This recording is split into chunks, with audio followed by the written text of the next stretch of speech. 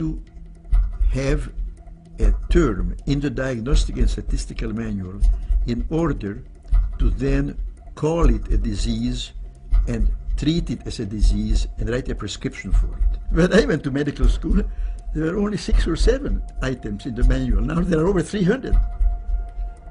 I mean, you mean to tell me that there have been 294 diseases discovered in the last 60 years? In psychiatry alone?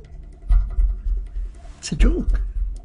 It's an epidemic of psychiatry that we are dealing with. We don't have an epidemic of mental illness, we have an epidemic of psychiatry. You eat too much, it's a disease, it's an addiction. You smoke too much, it's a disease. You are too unhappy, it's a disease. You're too thin, it's a disease. You're too fat, it's a disease. You have too little sex, it's a disease. You have too much sex, it's a disease. No free will, it's all chemicals. No self-discipline, no self-control. A chemical imbalance meshes very well with the idea that you give a drug which restores the balance. It's a story, a mythology, a fable. And that's a baseline from which we're operating now in America.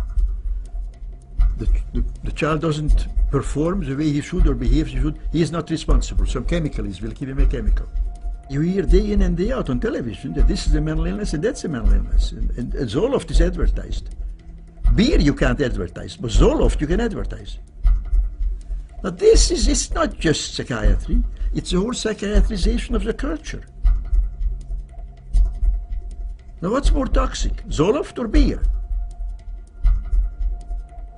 Amen. Case closed. See, the internal contradiction in these very concepts is so total that they don't stand up to any scrutiny. Nobody has yet measured, demonstrated, or created a test to show that somebody has a chemical imbalance in their brain. Period.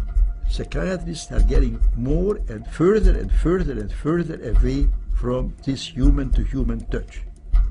And they are becoming more and more quacks, where they talk and act and impersonate doctors.